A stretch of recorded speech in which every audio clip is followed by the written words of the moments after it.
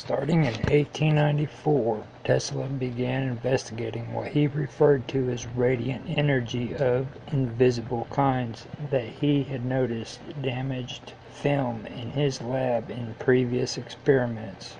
After identified as Roentgen rays or X-rays, his early experiments were with crocus tubes and cold cathode electrical discharge tubes. Tesla may have been the first person in North America to accidentally capture an X-ray image when he tried to photograph Mark Twain illuminated by an earlier type of gas discharge tube, Geissler tube, in 1885. The only thing captured in the image was the metal locking screw on the camera lens. Soon after much of Tesla's early research, hundreds of invention models, plans, notes, laboratory data, tools, photographs valued at $50,000 was lost in the Fifth Avenue laboratory fire of March 1895. Tesla is quoted by the New York Times as saying, "I am in too much grief to talk.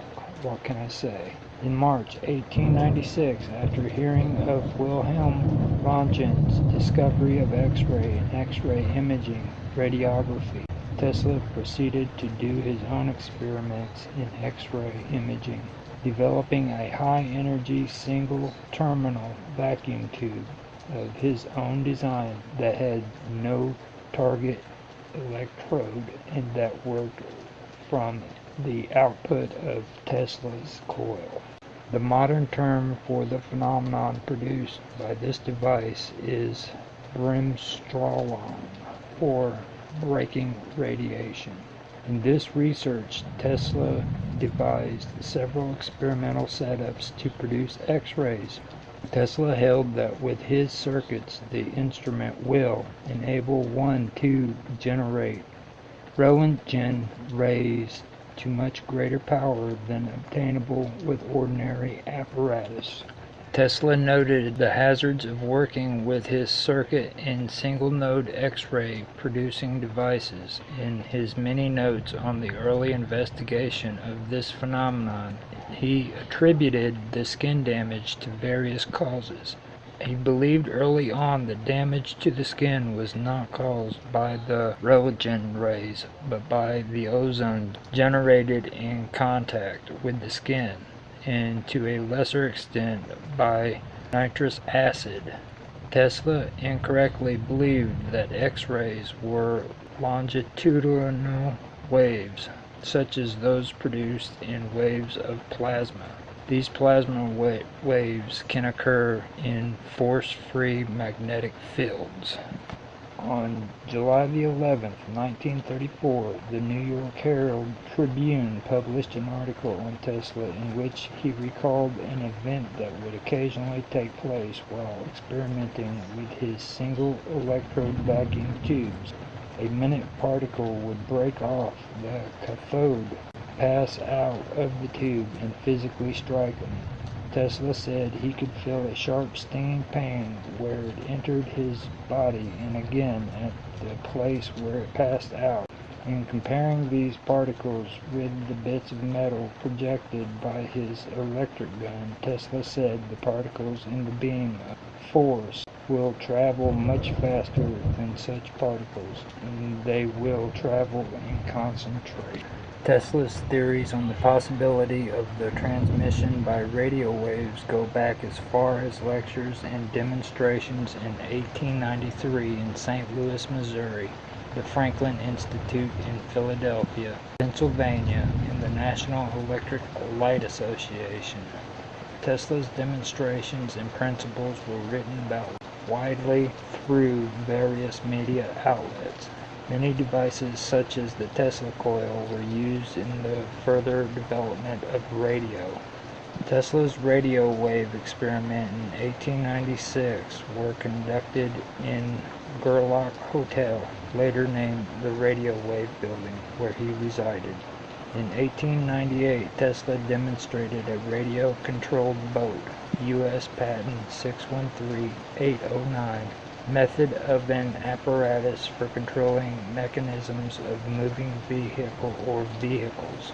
In 1898, Tesla demonstrated a radio-controlled boat, which he dubbed teleautomation, to the public during an electrical exhibition at Madison Square Garden.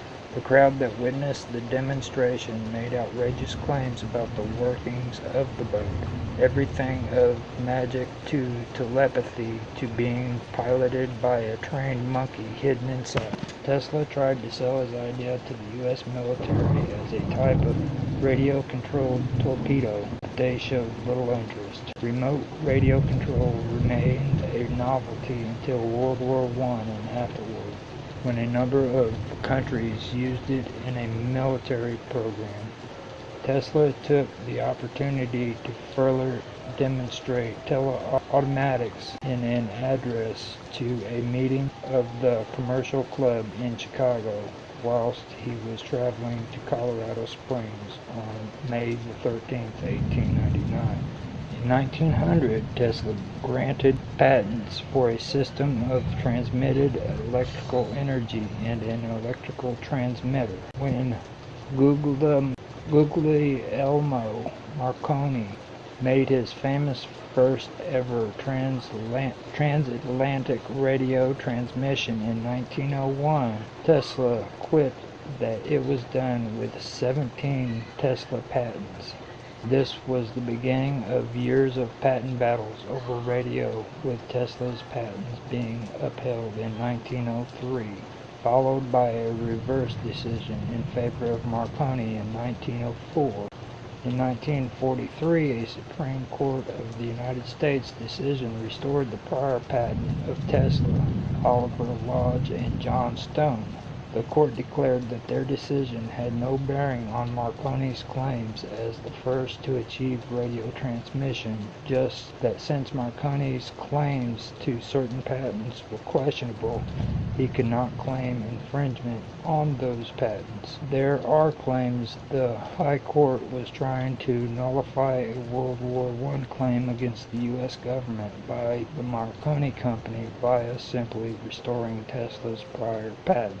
There are public pictures of Tesla sitting in his Colorado Springs laboratory with his magnifying transmitter generating millions of volts and producing 7 meters, 23 feet long arcs. There's also Tesla holding a phosphor-coated gas discharge lamp illuminated by wireless electricity in Colorado Springs, which was done in 1899. There's another photo in Colorado Springs with an experiment with a grounded tuned coil of resonance with a distance transmitter that illuminates a light near the bottom of the pitcher. On May 17, 1899, Tesla moved to Colorado Springs, where he would have room for his high-voltage, high-frequency experiments. His lab was located near Foote Avenue and Kiowa Street.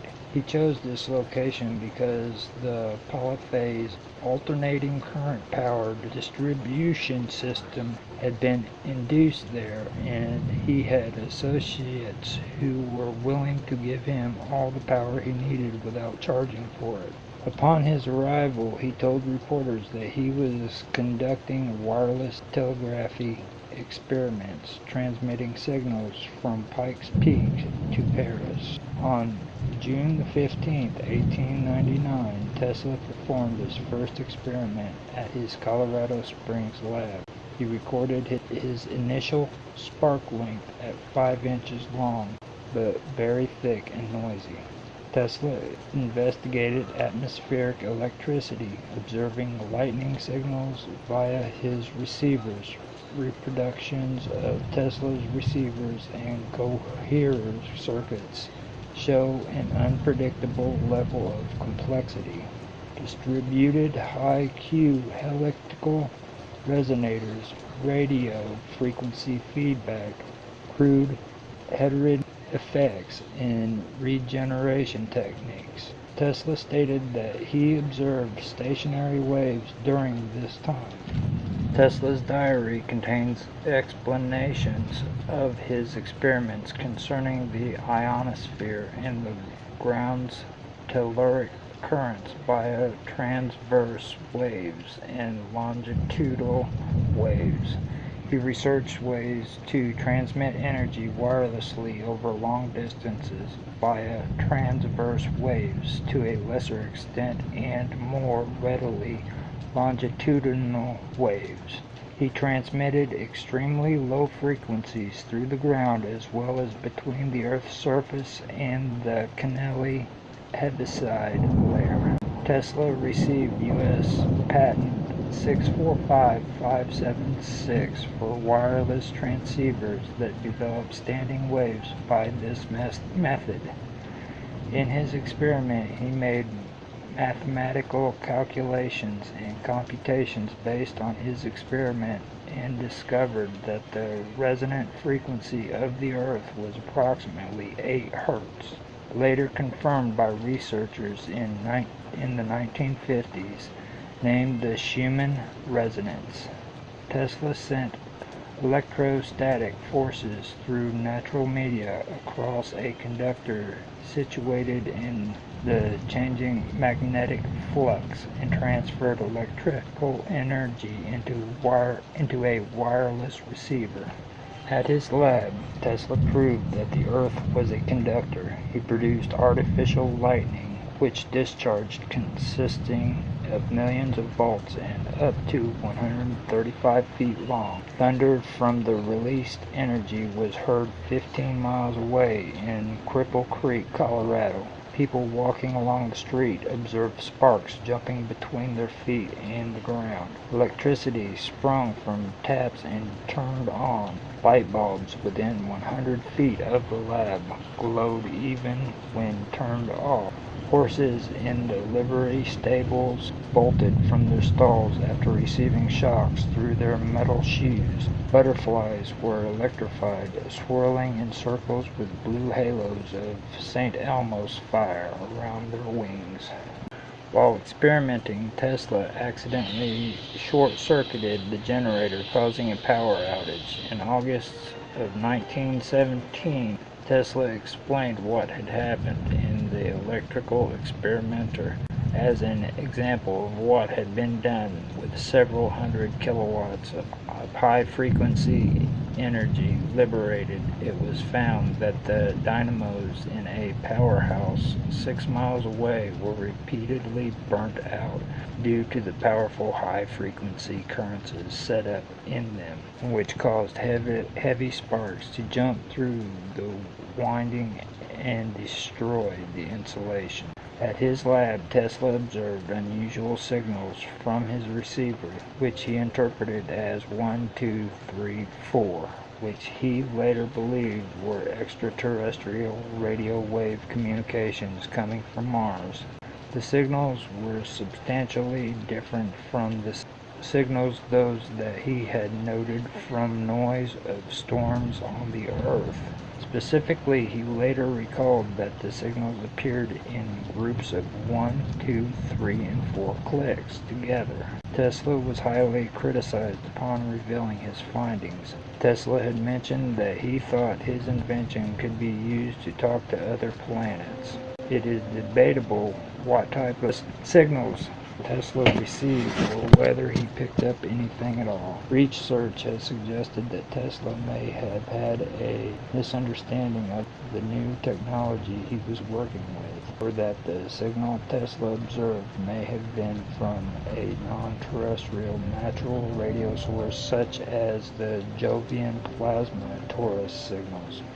Other sources hypothesize that he may have intercepted Marconi's European experiments in December 1901. Marconi successfully transmitted the letter S, ... the same 3 impulses that Tesla claimed to have received from outer space while at Colorado in 1899.